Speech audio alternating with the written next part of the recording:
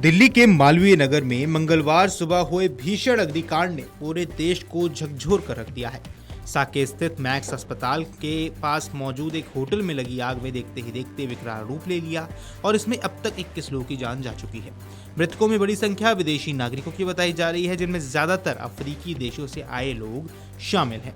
इस दर्दनाक हादसे के बाद जहां आग लगने के कारणों की जांच जारी है, वहीं लोगों के बीच एक और सवाल चर्चा का विषय है। आखिर जिस होटल में इतना बड़ा हादसा हुआ, वहां के कमरे का किराया कितना था और इस होटल को आखिर कौन चला रहा था? तो आइए सबसे पहले आपको बताते हैं कि आखिर ये होटल कौन सा था। मीडिया रिपोर्ट्स की माने तो जिस इमारत में आग लगी वहां लेमन ग्रीन रेस्टोरेंट और फ्लोरेस्ट स्टे B&B संचालित किए जा रहे थे। ये परिसर दक्षिण दिल्ली के पॉश इलाके मालवीय नगर में स्थित है और साकेत के मैक्स हॉस्पिटल से बेहद करीब है। होटल का इस्तेमाल बड़ी संख्या में देश विदेश से आने वाले मेहमानों द्वारा किया जाता था। शुरुआती जानकारी की माने तो हादसे के समय भी होटल में कई विदेशी नागरिक ठहरे हुए थे। अब हादसे के बाद ऑनलाइन ट्रैवल प्लेटफॉर्म्स पर होटल की जानकारी भी सामने आई है।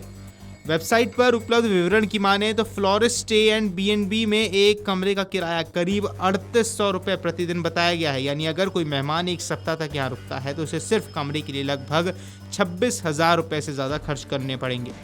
दक्षिण दिल्ली के इस इलाके में स्थित होने के और अस्पताल तथा प्रमुख व्यावसायिक क्षेत्रों के करीब होने की वजह से होटल में अक्सर विदेशी नागरिक और दूसरे राज्यों से आने वाले लोग ठहरते थे।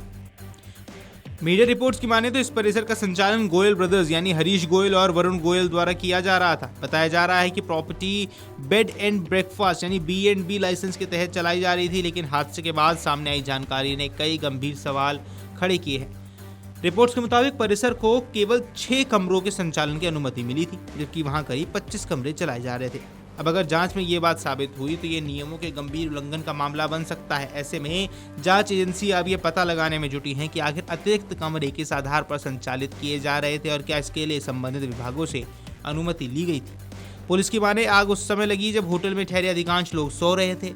शुरुआती जांच में माना जा रहा है कि आग लगने के बाद धुआं तेजी से पूरी इमारत में फैल गया। कई लोगों को बाहर निकलने का मौका भी नहीं मिला।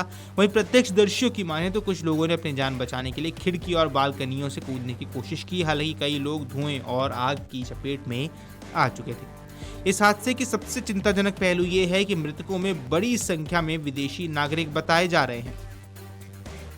सूत्रों के मुताबिक अधिकांश पीड़ित अफ्रीकी देशों से संबंधित थे। वहीं दिल्ली पुलिस ने मृतकों की पहचान की प्रक्रिया शुरू कर दी है और संबंधित दूतावास से संपर्क भी किया जा रहा है।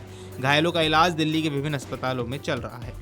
हादसे के बाद पुलिस, दमकल विभाग और प्रशासन की टीमें होटल के दस्तावेजों की जांच कर रही हैं और अब कुछ बिंदुओं पर खास नजर रखी जा रही है कि क्या होटल के पास वैध फायर NOC थी, क्या भवन में पर्याप्त अग्निशमन उपकरण मौजूद थे, क्या सभी उपकरण काम कर रहे थे, क्या आपातकालीन निकास यानी इमरजेंसी एग्जिट की व्यवस्था थी और क्या केवल 6 कमरों की अनुमति के बावजूद 25 कमरे यहाँ संचालित किए जा रहे थे।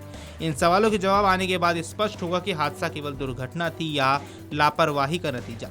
करीब 3800 रुपये प्रतिदिन किराए वाले इस होटल में सुरक्षा व्यवस्था कितनी मजबूत थी, वो अब जांच का विषय है। जिस होटल में बड़ी संख्या में विदेशी मेहमान ठहरते थे, वहां यदि वास्तव में अनुमति से कई गुना अधिक कमरे संचालित किए जा रहे थे तो ये प्रशासनिक निगरानी पर भी बड़े सवाल खड़े करता है।